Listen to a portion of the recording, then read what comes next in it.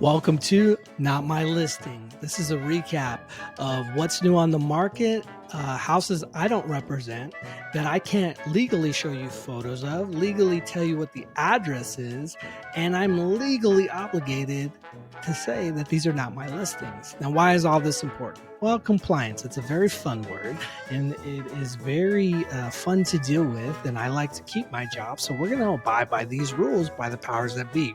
Now, what I am going to talk about is the batch of open houses that I visited today in the Pasadena area. A lot of agents call this Caravan, so if you ever hear an agent talk about, oh, I was on Caravan, it's because they're trying to do market research in person to do the legwork ahead of time for their clients, and they're working to try to figure out what's out there and how they can best match the inventory with the clients they're working with. So today's episode, it was sponsored by 97 degree weather and a crazy good sale at Ralph's that had Arrowhead packs of water, 24 packs for $2.99. Talking about sales, I had to stop at Target on the way home too because I needed to get some coffee bean and tea leaf coffee because Pete's betrayed me this week. They didn't have any coffee on sale anywhere. Pete's didn't betray me. That's my house coffee. I buy more Pete's coffee than any other brand, and this is not an endorsement. It's just what I've grown to like at the price point they sell it when it's on sale. But let's talk houses now. So the first stop, Upper Hastings Ranch.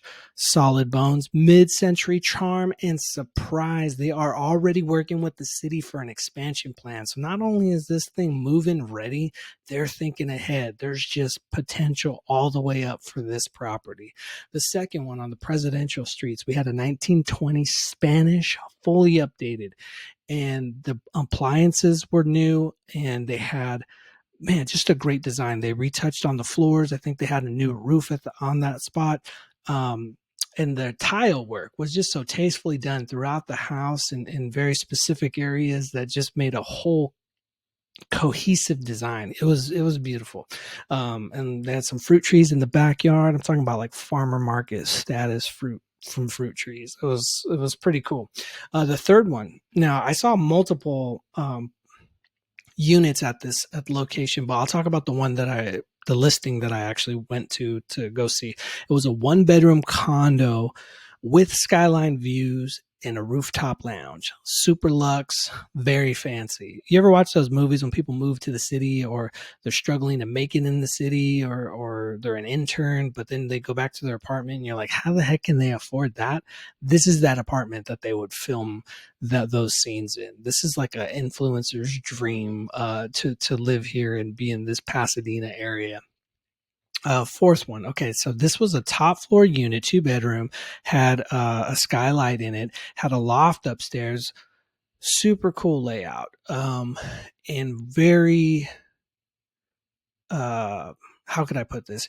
It offered a lot of the benefits that the unit before that I just talked about, my third stop, but it was not a new luxe build. So if you're looking for something that's a little bit more affordable, this would get you in that same area, and at a cheaper price point. But what I will tell you, I'm going to circle back. Remember the fourth stop because I'm going to circle back. I got a key feature for this one that I want to share with you. My last stop was the fifth house that I saw, and it was fine. The agent sat on the couch and they were talking with people that they knew. I didn't learn anything from that agent though about the house. So I feel like there was somewhat of an opportunity missed, but no criticism here. Everyone has their own style of how they do things. And, it has a hot day today too. So if she was reserving some energy, hey, I get it, So this last section, I call it the buyer buy-in. And this is where I just want to highlight one of the key things that I found on today's Caravan. And I'm going to go back to that fourth house. This fourth house qualified for a $20,000 grant that could be used in multiple ways in the transaction.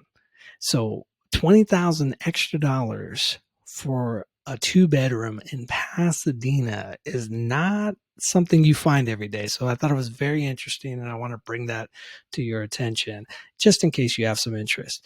But look, hey, if you want the full scope, I can't present all this content in detail on social media, but potentially giving you some buyer insight as a buyer representative, potentially as a buyer agent, we can have some of these conversations offline.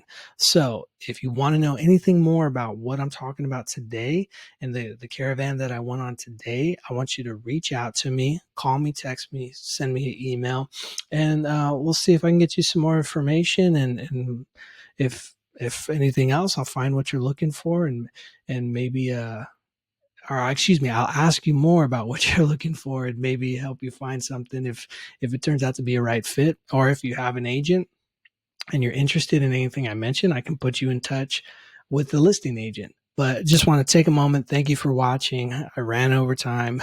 This is a newer show I'm trying to figure out and develop here for you guys, so I don't want to make it too long. But I appreciate you spending your time with me, and hopefully you learned something today, and I'll talk to you soon. God bless.